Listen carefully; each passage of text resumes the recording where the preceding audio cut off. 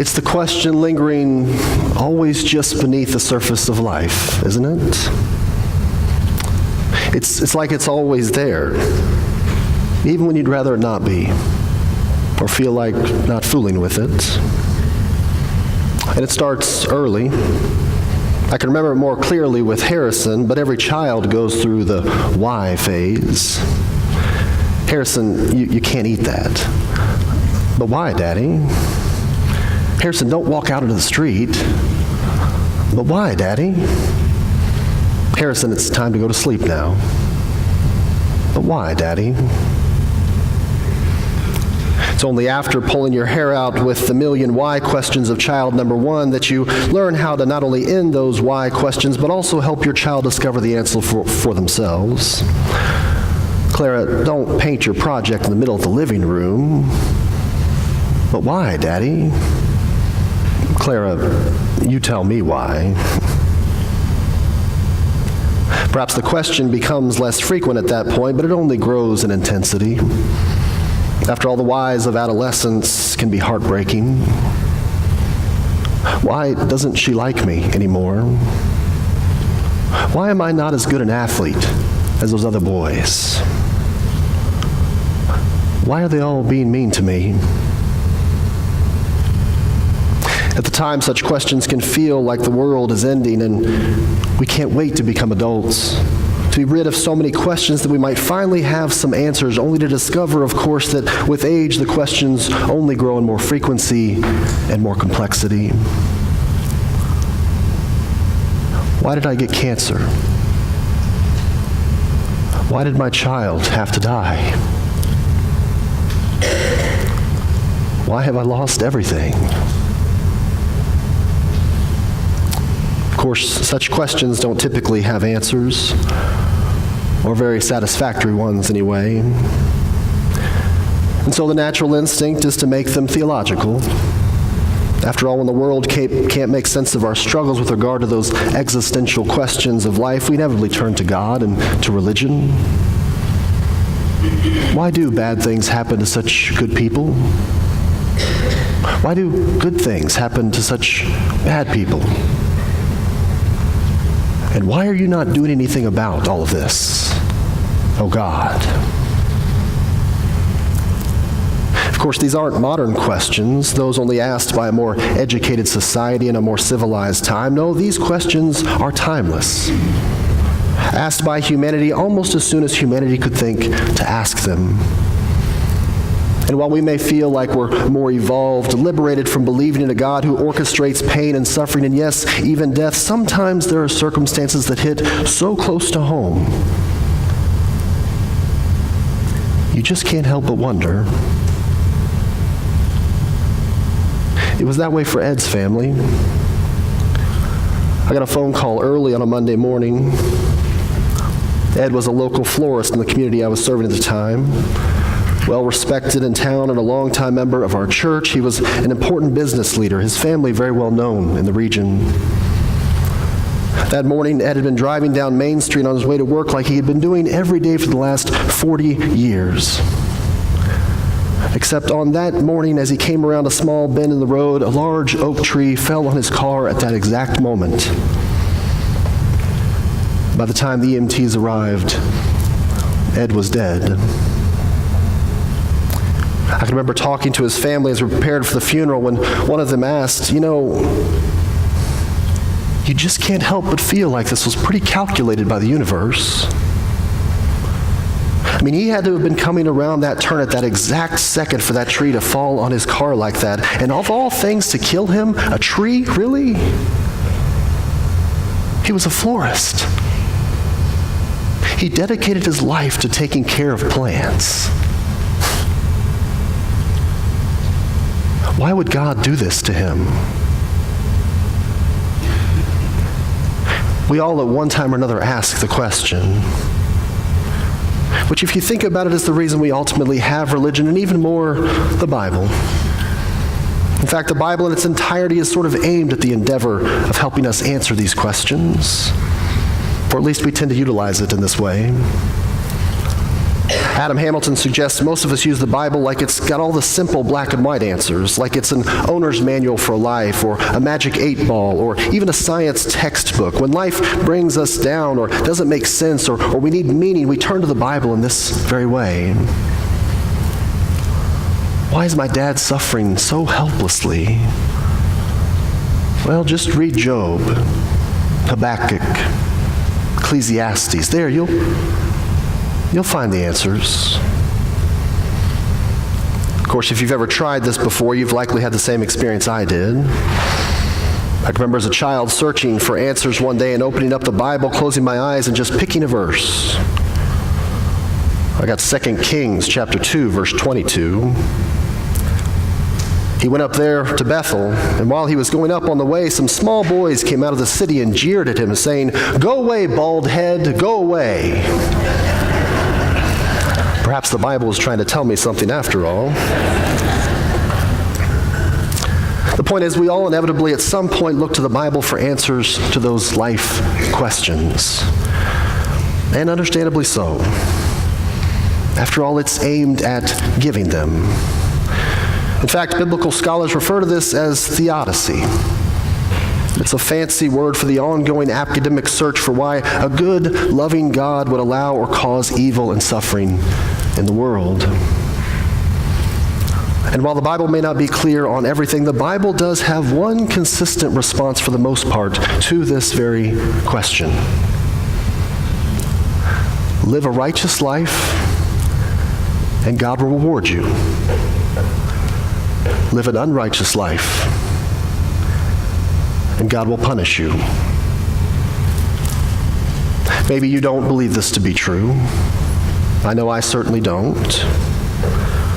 But it is the predominant message throughout much of Scripture. And you've read these passages before. Trouble pursues the sinner, says Proverbs 13:21, but the righteous are rewarded with good things. The righteous eat to their heart's content, says verse 25, but the stomach of the wicked, it goes hungry. A little while and the wicked will be no more, declares Psalm 37, but the meek will inherit the land and enjoy prosperity. Of course, all you really need to do, though, is look to the overarching story of the Israelites. It begins with Genesis chapter 12 and goes all the way up until we reach the book of Job. We refer to it as the history of the Israelites. The story of a group of people who are given the law, and when they follow it, are rewarded by God, but when they break it, are punished by God. Wars are won or lost, women become pregnant or are left barren, the harvest is abundance or scarce, all determined by the behavior of these chosen people. Which, if I'm honest, is a house of cards I lived in at one time in my life. I suspect most of us have. It's a pretty comfortable place to be. Everything is in order. Everything has its place. All very cut and dry. Until, of course, you have that experience where things just don't add up. When the winds from an unexpected direction blow all the cards down and you wonder, God, why did you do this to me? Enter the story of Job. You see, Job was written as a kind of counterbalance to the answer the Israelites had been giving for both their sufferings and their blessings, which is the reason the editors of Scripture were wise in placing it right up against that history, immediately following the answer that had been the most common one given. And we see that counterbalance in the very beginning of this book, which we read again today. Satan, not the Satan we've come to understand in common Christian teaching, but rather what's better translated as an evil spirit, comes to God and says, you know, all you have to do is cause your people to suffer and they'll turn on you. To which God replies, but have you considered my righteous servant Job? Blameless, faithful, as perfect as any human can be. Go ahead, test him. You'll see. Job is righteous. Perhaps the most righteous person we meet in all of Scripture, maybe outside of Jesus. And yet Job will suffer. In fact, he will suffer more than most of us can even fathom. Illness, the death of his family, the loss of his livelihood. Job will lose it all. But not because of anything he did wrong. This is not the depiction of a transactional God who gives or takes based upon righteous or unrighteous living we have read about up to this point in Scripture. No, this is a God who allows a suffering that does not discriminate. Which is certainly closer to the God we know in Jesus Christ. A God who doesn't cause suffering, but a God who comes to suffer with us out of love. And yet these first two chapters of Job still don't quite capture the God most of us have come to know through our personal experience. Or at least it's not the God I've come to know and believe. A God who would play games with an evil spirit to test our righteousness. Which makes me wonder if we might not benefit from reading the story of Job a little differently in this series. Several years ago, I remember a story about the well-known author James Fry and his best-selling book, A Million Little Pieces. The book was featured on the Oprah Winfrey Show at the time, endorsed by her book club, and was sent to the top of the New York Times best-selling list as soon as it was released.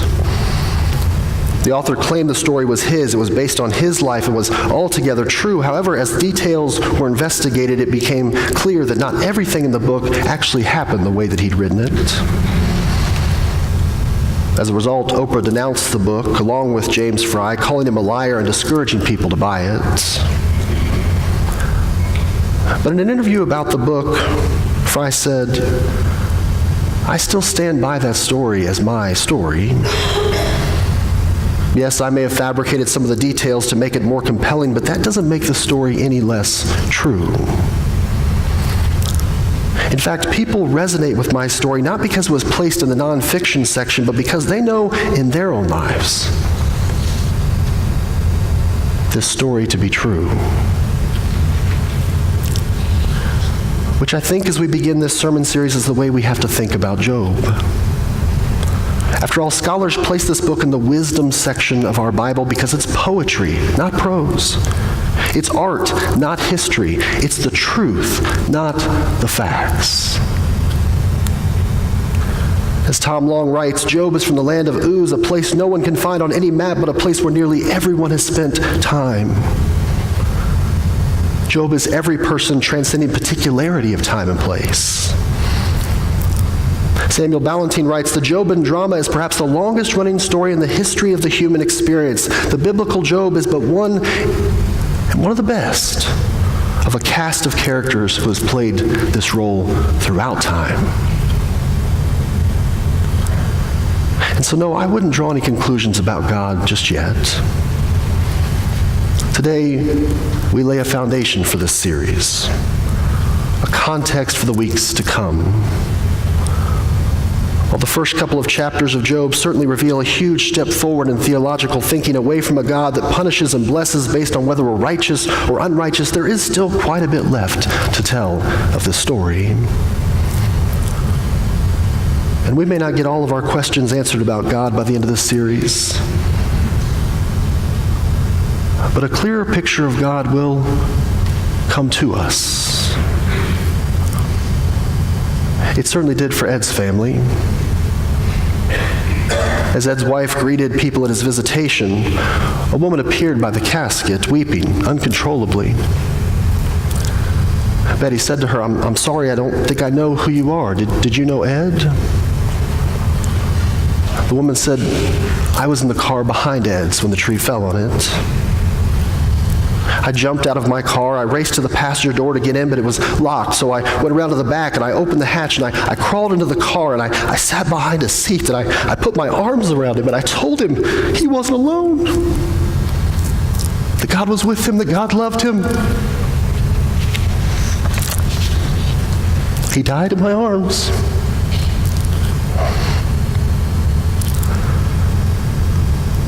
Betty said to me later, I've had a hard time finding God in the midst of all this. When you're in shock and denial, nothing is clear. But if her arms were not the arms of God, if she was not the very divine presence, I don't know what is.